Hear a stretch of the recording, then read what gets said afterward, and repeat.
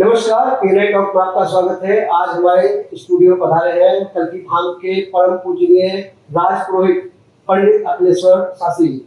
उनसे जानेंगे कल्की धाम के बारे में और अन्य विषयों के बारे में जो हमें आए दिन सवाल आते रहते हैं। शास्त्री जी, आपका हमारे स्टूडियो में स्वागत है।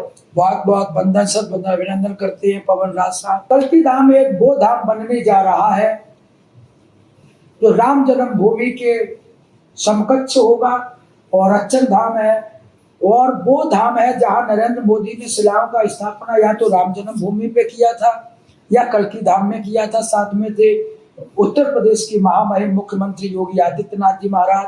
मैं दोनों महान मूर्तियों को धन्यवाद देता हूं। वो इस कार्यक्रम के सूत्रधार है आचार्य प्रमोद कृष्णम जी महाराज, जो कल्की धाम के कल्की पीठाधीश्वर गुरुदेव भगवान है, जिन्होंने अपनी नेक कमाई, पूरे जीवन की कमाई उसमें लगा दी और अपनी पैतृक भूमि में बनाने जा रहे हैं। मैं सभी से यही अपील करता हूँ, यही निवेदन करता हूँ, एक बार कल्की धाम आकर के अपनी नेक कमाई में से एक शिला को अवश्य दान करें। शास्त्री जी, मैं जानना चाहूंगा कि धर्म क्या है। लोग भ्रमित रहते हैं, सही परिभाषा नहीं जानते हैं, कहीं ना कहीं कुछ मनगढ़ंत बातें करते हैं। तो लोगों को मैसेज जाए कि धर्म क्या है, जानना चाहेंगे आपसे। पवन राज सिंह जी, बहुत अच्छा आपने सवाल किया है। मैं कहना चाहता हूँ, हमारा शास्त्र और पुराण बताते हैं कि धारयते इति धर्मः, धारण करने के योग्य जो कर्म है उसी को धर्म कहते हैं। माता पिता की सेवा करना अच्छा कार्य बता, यही धर्म है। अपने से कोई भी ऐसा कार्य नहीं हो जिससे कि दूसरे को परेशानी पहुंचे।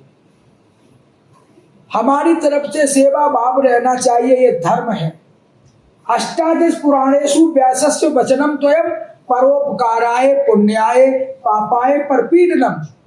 एक ही श्लोक में समूचे अर्थ का, धर्म का मर्म समझ में आता है कि हमको अपनी तरफ से किसी को भी पीड़ा नहीं पहुंचानी है, चोट नहीं पहुंचानी है। अष्टादश पुराणेषु, 18 पुराण है। अष्टादश पुराणेषु व्यासस्य वचनम द्वयं परोपकाराय पुण्याय। हमको जीवन में परोपकार करना चाहिए और पुण्याय, और दूसरे को पीड़ा पहुंचाना ही पाप है। धारयते इति धर्मः, धारण करने के योग्य जो क्रियाकलाप है, जो कर्म है, वही धर्म कहलाते हैं। शास्त्र की ये परिभाषा है। दूसरा कि 4 वेद 6 शास्त्र में बातें कही हैं, 2 सुख दीने सुख होतु है और दुख दीने दुख हो। आप दूसरे को पीड़ा पहुंचाओगे, दुख दोगे, वो आपसे नकारात्मक भावना रखेगा, वो आपसे लड़ाई की रखेगा। तो हमेशा ये भाव व्यक्ति के अंदर होना चाहिए, हम सबके हैं और सब हमारे हैं। और जिस दिन ये भावना आ जाती है तो वो एक संत बन जाता है। तो शास्त्री जी, बात जानना चाहूंगा मैं, सनातन धर्म कहा जाता है कि न इसका आदि है न अंत है, मतलब प्राचीन धर्म है। तो फिर बाकी धर्मों का जन्म क्यों हुआ, क्या वजह रही है पीछे? पवन राज सिंह जी, मैं आपको बताना चाहता हूँ, सनातन वह धर्म है जो वेदों को मानने वाला है। वो वेद किसी साधारण महापुरुष ने और ऋषि मुनि ने, वेद आदि से चले आ रहे हैं। और सनातन धर्म वह धर्म है जिसके पद चिन्हों पर चलने वाला व्यक्ति महान हो सकता है। जितने भी बाद में धर्म बने, चाहे वो इस्लाम धर्म है, चाहे वो सिख धर्म है, चाहे वो और पंथ बन गए, जैसे कबीर पंथ है और 2 है, वो सब लिया कहाँ से गया है? सब वेदों से ही लिया गया है। और वेदों से लेकर के उन्होंने अपनी परिभाषा में बदल दिया, अपनी भाषा को उसमें समावेश कर दिया। सिख धर्म कहते हैं कि सिख धर्म बन गया। सिख तो हमारे हिंदू धर्म में से ही है। जैन धर्म में वो अपने ही धर्म को मानते हैं। जैन धर्म हिंदू धर्म में, सनातन धर्म में सनातन ही आदि सबका धर्म है। ये तो सब जितने भी बने हुए ये पंथ हैं। इनको मैं यही कहना चाहता हूं, आदि में जब वो भी जाएंगे तो वो उनके पूर्वज भी सनातन को मानने वाले ही निकलेंगे। तो सनातन एक आदि धर्म है, प्राचीन धर्म है। उसी सनातन से ही समस्त धर्मों की उत्पत्ति है। ये नकल करके और अपना धर्म दूसरा नाम दे करके प्रस्फुटित किया गया, उसको जन्म दिया गया है। लेकिन जिस प्रकार से कि संस्कृत ही सभी भाषाओं की जननी है, ऐसे ही सनातन भी सभी धर्मों का पिता है। बहुत सुंदर। शास्त्री जी, एक चीज जानना चाहेंगे, ज्योतिष शास्त्र के ऊपर हम बहुत ज्यादा मानते हैं और उसी के अनुसार सारे कार्य करते हैं। तो ज्योतिष शास्त्र के बारे में भी जानना चाहेंगे आपसे। बहुत सुंदर पवन राज सिंह जी, मैं आपको बताना चाहता हूँ वेदों का नेत्र ज्योतिष है जी। अभी जो ये हादसा हुआ है अहमदाबाद में, पंचांग के अंदर भी लिखा गया था कि यस्य मासे पंच बुध वासरे तस्य मासे, कोई ना कोई उस मास में विमान की ग्रसित दुर्घटना होनी निश्चित है। देखो अहमदाबाद में हुआ, उसके बाद केदारनाथ में भी हुआ। हवाई जहाज पहले एक बहुत बड़ी घटना हुई जिसमें लगभग 300 लोगों की जानें चली गई। हम उनके लिए परमपिता परमात्मा से प्रार्थना करते हैं, परमपिता परमात्मा उन्हें सद्गति दे। तो ऐसा ज्योतिष में लिखा हुआ है कि जिस मास में 5 बुधवार आते हैं तो उस महीने में कोई न कोई विमान दुर्घटनाग्रस्त होगा, ऐसा शास्त्रों के अनुसार। इसी प्रकार से 5 प्रकार की तिथियां होती हैं। पूर्णा तिथि, नंदा तिथि, रिक्ता तिथि, भद्रा तिथि और जया तिथि। जया तिथि में काम करोगे तो जय ही जय होगी, पूर्णा तिथि में काम करोगे सब काम पूर्ण होंगे, रिक्ता तिथि में काम करोगे तो वो खाली खाली रहेगा। ऐसी रिक्ता तिथि में कोई काम उद्घाटन कर देते हैं जल्दीबाजी में कोई ना कोई, तो उनका अरे दुकानदारी चली नहीं रही। पर ऐसे भी केस हमारे पास आते, ब्राह्मण को समझाते हैं कि चलो कोई ना कोई उपाय करते हैं।